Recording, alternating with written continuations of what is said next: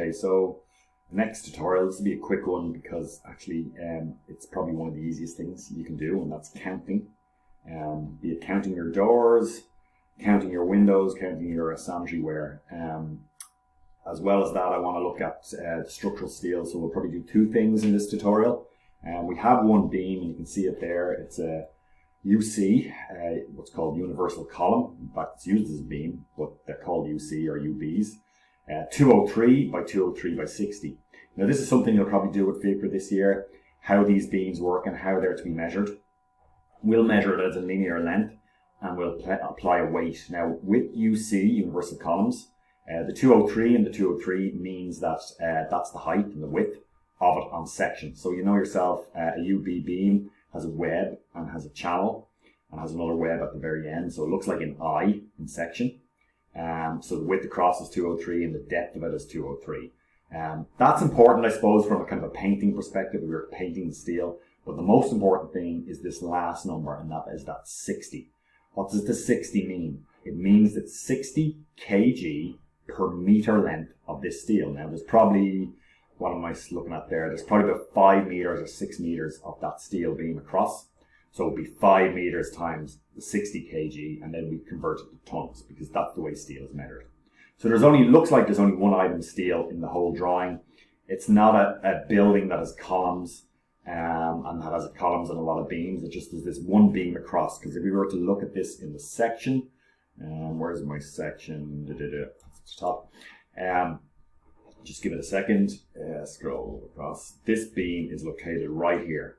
So we need to, if we're going to open up this, and this is what happens in an extension as well to any of kind of worked on projects that are even your own house or your parents' house, where you're knocking a wall. Well, if you're knocking a wall, you've got to hold up the wall that's above. This house is designed in such a way that we've got a kind of an extended ground floor plan, and then above that essentially that wall, that cavity wall, needs to be held up by this piece of steel. So when I was saying that kind of eye, that's it in section.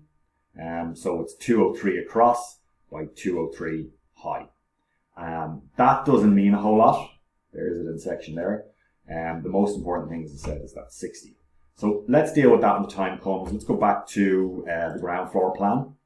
And as I said before, I like measuring per floor plans. So I will designate what I'm measuring per that floor plan. I have that scale, so I'm happy enough with that. I'm going to click back on my takeoff types. I'm going to hide everything here. I could unhide it or hide it based on the eye on the right hand side. I can individually hide takeoff, or I can hide a group. So I've either got substructure here, entire substructure group, or superstructure. So I hide those two eyes, I pretty much hide everything. So what I'm going to do is I'm going to add a count for, well, let's just keep it simple for the moment, WC. Now, if you can do one, you can do another. I'm not going to go through all the different counts items in this drawing. You know, your doors would be counted. For the most part, you probably measure that off schedule if you've got a full set of drawings, and the drawings include a window or door schedule. In this case, we don't. So you might have to measure them off plans. But I'll start with the sanitary ware. So we've got a couple of items of sanitary ware here. Let's click the plus. Let's click the name here. Now I'm measuring off the ground floor, but let's say WC, water closet, or you can type it in if you want.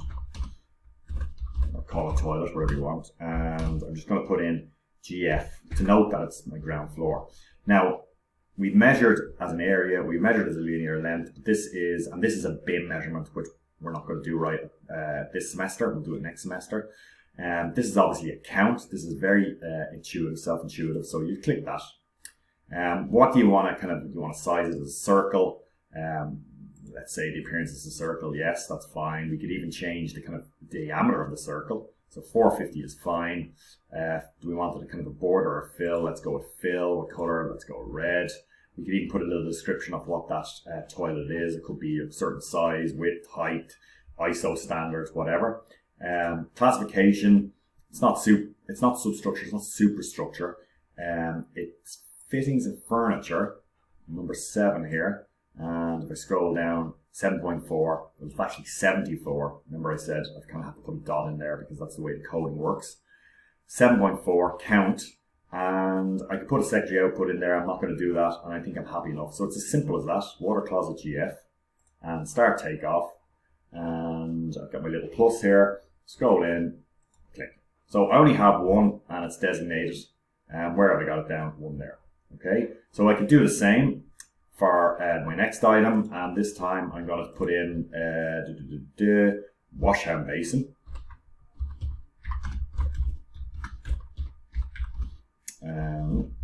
Capital S or A. Wash hand basin, GF. There we go.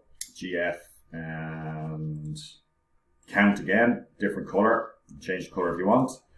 Go with the same classification. It's sanitary fittings, sanitary hygiene fittings. Count and start takeoff. My little crosshair. Zoom in. So there's my two items on my ground floor toilet. Now, you know this hopefully by now in terms of construction technology. Per the building regulations or disabled regulations, I think it's part M. We need a disabled toilet. WC down here. You can see it's 2.6. Years ago, we wouldn't have to have a toilet that big. And it's, I suppose, somewhat problematic given the fact that it takes up a bit of space, but it is what it is in terms of the regulations, and you have to have access for disabled people if they come into your house. A little cloakroom here. So that looks like it's okay. Now the kitchen unit, you might say, well, don't I have a sink there? You do, but usually that will be measured as part of your kitchen PC sum, which could be 15 grand or whatever it is, 10 grand, depending on how much money you want to spend on the kitchen. And then that would kind of come with the kitchen rather than being measured as builder's work. Okay, so that's all I have from, I suppose, a kind of a sanitary ware perspective on the ground floor. Let's move to the first floor. So let's move again. We're clicking sheets and models. Let's make sure that we've nothing else. No, we don't. Let's move to the first floor.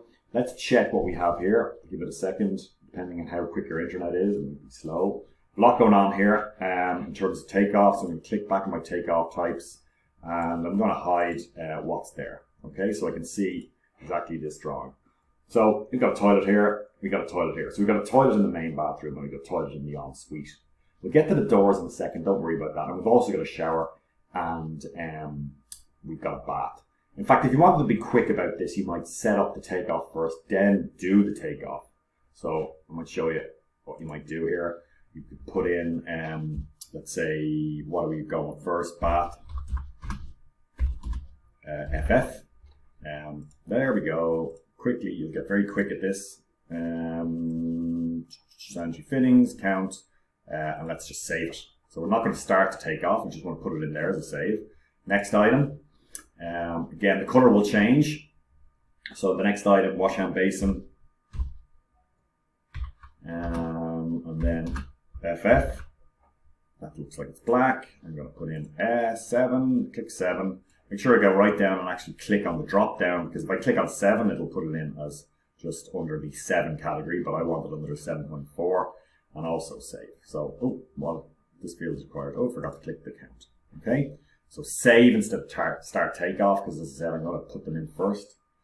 So that's in there. You can see that I've saved a couple of items. They should all have the 111 even beside them. Now, that doesn't mean that they're count of 1. It just means that that's going to be in as an actual count. So again, plus, so water closet, WC, bath, wash hand basin, then the other thing is our water closet. And then FF. Let me change the color there. Classification, drop down to sanitary fittings, count, save again. So is that it? I've got a shower unit. Oh, again, I forgot my count up here.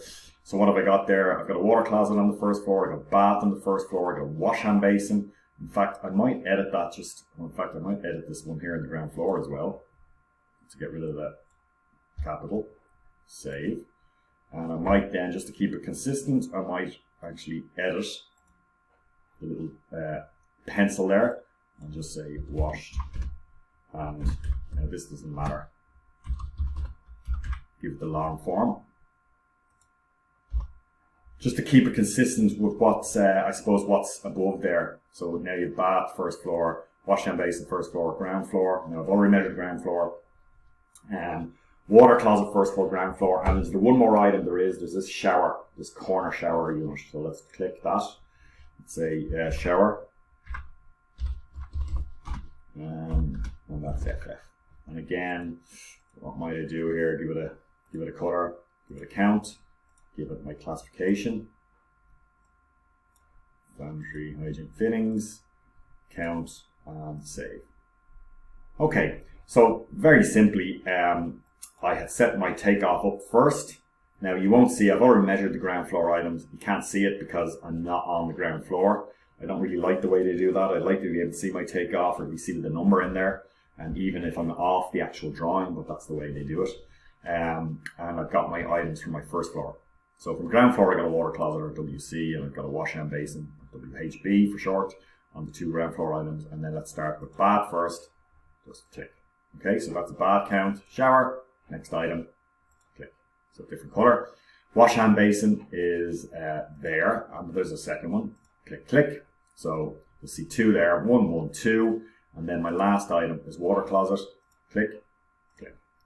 Okay, so I'm on my sanitary hygiene fittings, and I can see that I've pretty much everything measured there. Now, do I have any other sanitary hygiene fittings on this drawing, or not on this particular drawing, on the ground floor? No, I don't, because I measured the ground floor and I measured the first floor, and that's everything there. Now, if you were measuring, you can try this yourself, if you were measuring your doors, I don't have a door schedule. There should be one, because you can see the door numbers there, D13, D11, D12, D14. If I had a door schedule, it might tell me exactly the size of those doors, rather than me having to measure them off the plans. But you could maybe measure them as, measure the width across. The height is possibly 2.1 meters. And then collectively measure each door. Looks like these 2 are the same. So you'd have them measured together. And D11 and D9 and D8 look like the same.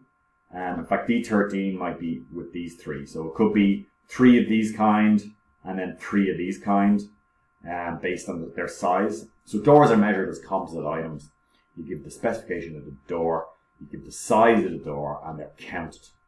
And it's fairly easy. In fact, they're one of the easiest things to measure, because most of the time you'll measure them off the window and door schedule.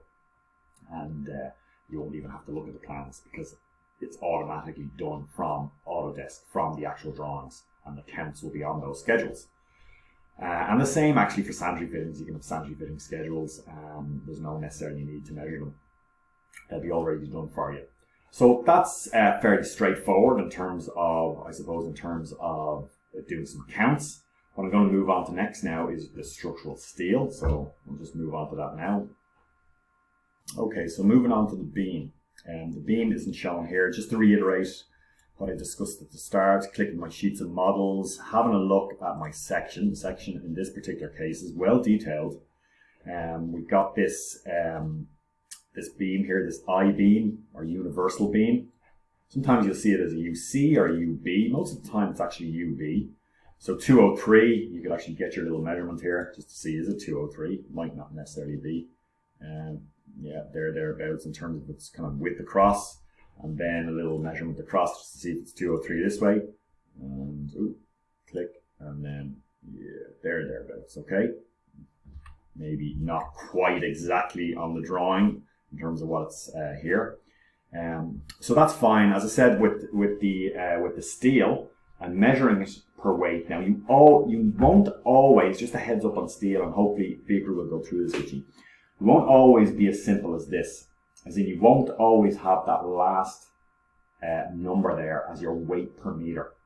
What I mean by that is if that is a tubular piece of steel, or if it's an L plate, or if it's a circular, what's called a cold rolls section, which is a circular section, it generally will just give you the dimension or the diameter and tell you what it is. It's an L plate, or it's a square section, or it's a circular section.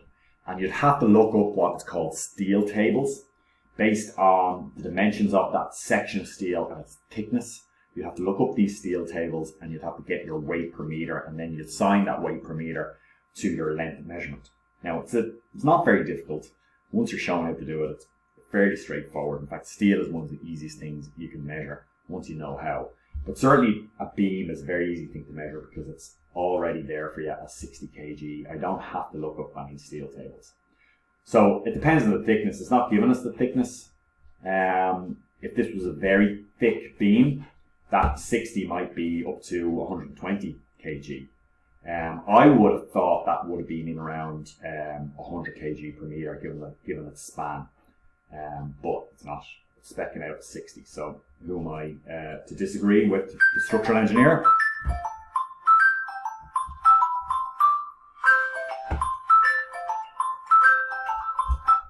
Sorry about that, guys. You have a phone ringing.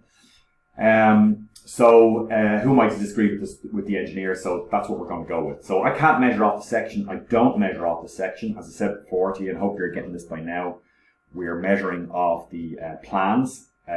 First and foremost, it's only very rarely that we'll actually measure off section and elevation. We'll always measure off of plans. And I tend to, good measurement practice is I actually measure what's on a plan, name it as you've seen there, external walls on the first floor or internal wall stud walls on the first floor. And then I'll do a separate measurement for what's on another floor and another floor. Now, if all the floors are replicated, they're all the exact same, it's apartment construction, well then it'll make life easy for you if you've done it that way. The reason being is because generally floor to floor have different heights, and you can see that here. So if I do the same measurement and assign the same height to what's on the ground floor and the first floor in terms of a height of a wall, well, I'm not going to be correct, am I? Now I can change them in the detail of the takeoff and assign a different height to my first floor as I would at my ground floor, so that can be addressed.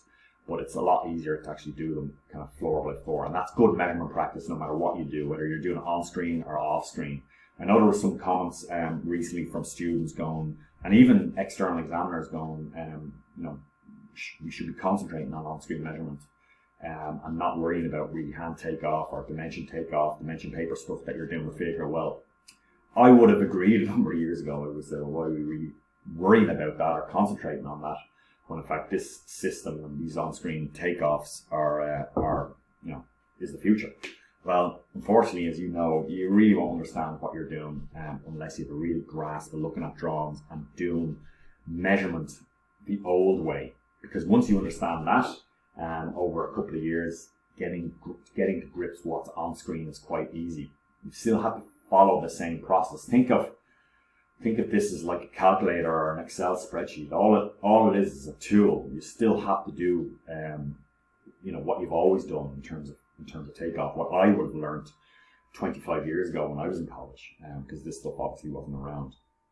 Now, building information modeling, what you'll see next year is completely different, and that is where quantities are spitted out at you. But this is just a simulation of what you're doing traditionally, and you know that by actually just pointing and clicking.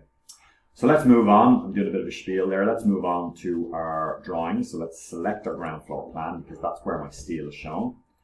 You can see that this is it here, this red outline, beam one, and it goes from the middle here. I'm kind of surprised there isn't a column right here. In fact, if there was structural engineers drawings, in fact, that would not be the case.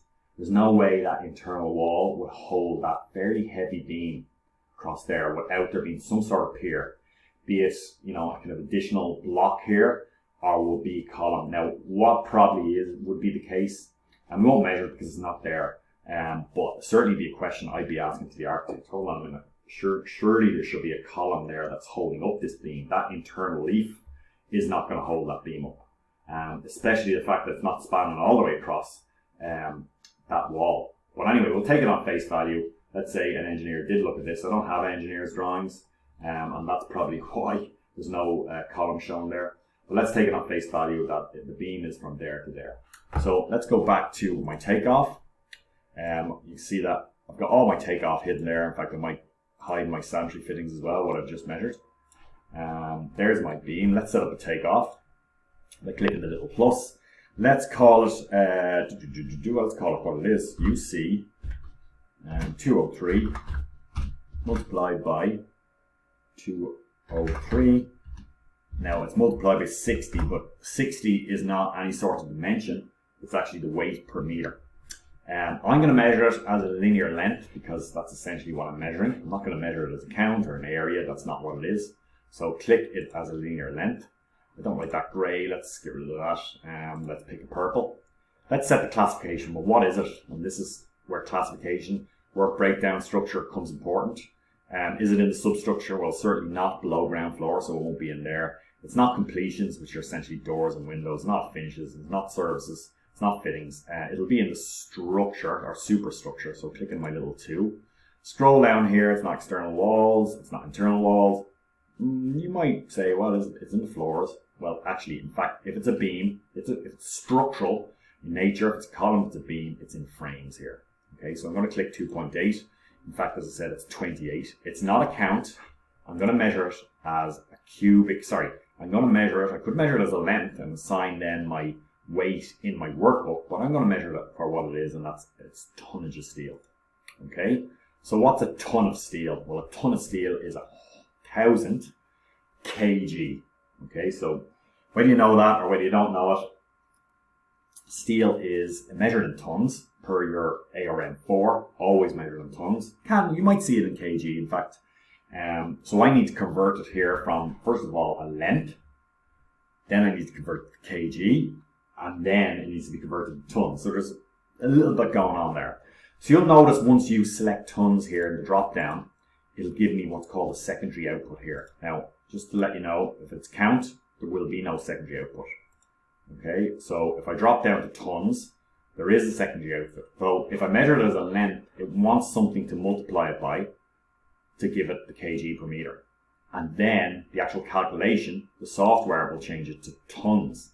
So the software will multiply it, once I put that 60 in there, the length that I measure, by 60, designated as a kg, so a total kg, and then it'll divide it by 1,000 to change it to tons. So let's see what happens when I do it. If that's confused you, don't worry about it. When you do address it with Fieldgrid, when you measure steel proper in measurement costing 2 with Fieldgrid, this will become pretty self-explanatory. But this is a good start. It's one item. I'm going to put 60 in there because that's what it's looking for. What's my kg per meter if I'm measuring it as a length? So that might be confusing. I'm measuring it as a length. I'm outputting it in tons, so I need something to multiply it by to change it from a length to kg and then to tons. So don't worry about dividing it by 1,000 to get it to tons from kg. The software will do that, and then I'll just start my takeoff.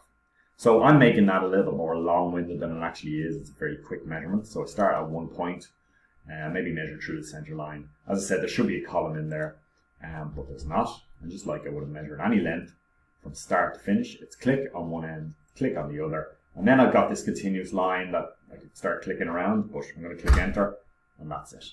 So what have I got here? You can see that I got around there 0.43 of a ton. Okay, now tons and steel are always measured per a decimal place, even though everything else gets rounded up or rounded down or whatever it is, rounded to the nearest whole number. In your BOQ, steel, be it reinforcement and a foundation, or be it structural beam like this, always to 2 decimal places. Why is that? Well, steel at the moment is something like €4,000 a ton, and if you're rounding up to the nearest ton, you could be giving that contractor more steel, more cost than it actually is. So 0.43 multiplied by, when it comes to the bill of quantities, multiplied by 4,000 or 4,500 would be,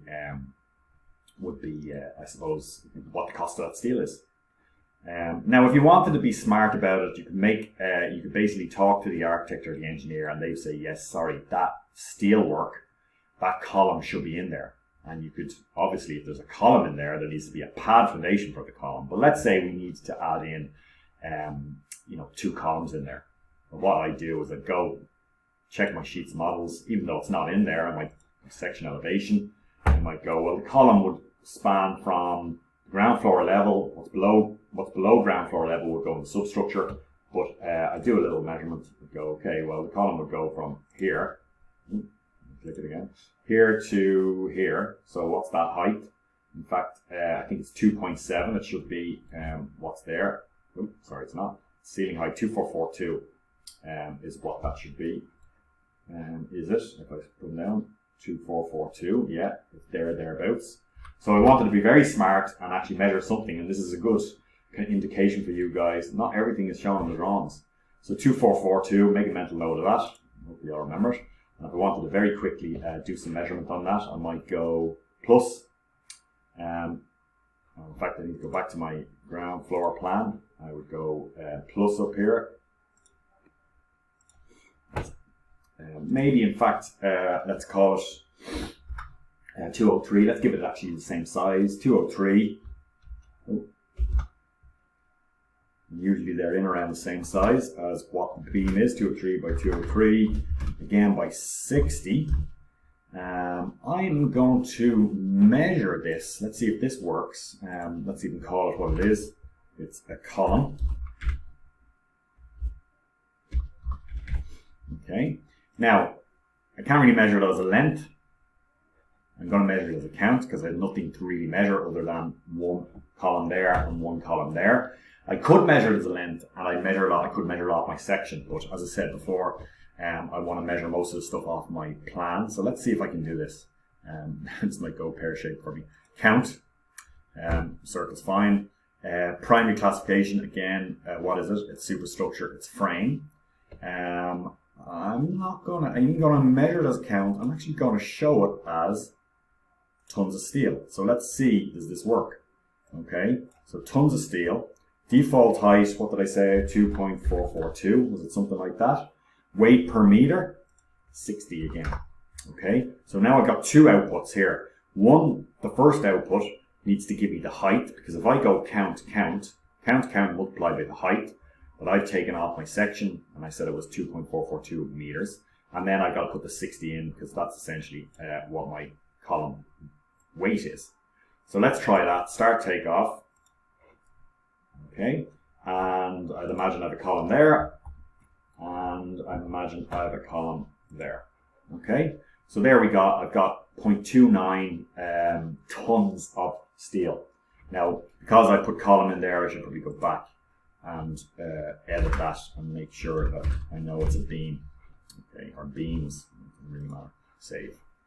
Okay, so once that's saved, then I know that I have 0.29 of a ton in columns, there and there, and 0.43 of a ton in beams. Now, again, not to start complicating things too much, but I probably, given the fact that I've got a column there and there, I would have to have a pad foundation. I'd have to have an isolated pad foundation there and there, or thickening of the existing pad, and that would have to go into my substructure. It could be an extra over, it could be just measured as a count in terms of thickening.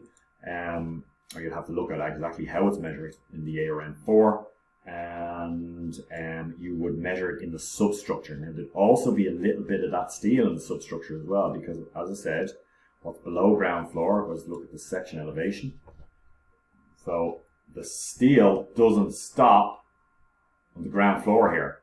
It actually will continue on, and there'd be a pad foundation right here.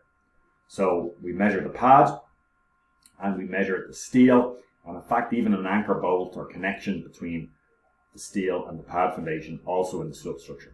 Now again, don't worry about that. These particular tutorials are just getting you used to measuring things like steel work from drawings. So I'm not really worried the fact that we've missed that. We might come back to it at some stage, but it would have to be put in there. It's not shown in the drawings. If I've got a piece of steel, it can't be, I suppose, leveraged off that ground floor. If you built a piece of steel work or column off that ground floor, it would crack that ground floor. So it would come all the way down, right the way down here. Now it doesn't stop, then another piece connect to it to get it to the foundation that would be down here.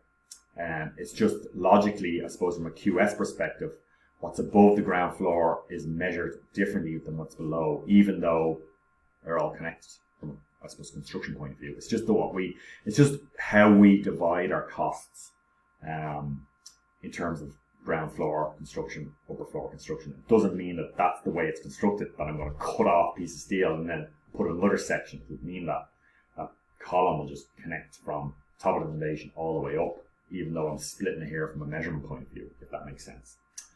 Okay, that's pretty much it from these tutorials, our video tutorials. I hopefully see you back in class next week, and if there's any issues with that, I can answer them, but I want you to work your way through those tutorials. That's the last one of such in this series of tutorials. It gives you a good indication how we do on-screen measurement. We did counts, we did areas, we did lengths, we even did structural steel, and we pretty much most of what we need for measuring or for doing a build on this house. Now remember, these are not bill items, these are just takeoffs. Okay, these are just items that we'll use. In fact, we need to combine a few of these items to make a bill item. For example, our blockwork. We won't separate what's first floor and what's ground floor in the BOQ. We'll separate what's internal and external, but we'll add those two together when we bring it over into our workbook item. But from a kind of measurement perspective, it gives you a good indication how we might do it quickly. So we'll leave it at that for today. That was our last tutorial, and we'll see you pretty soon. Thanks very much.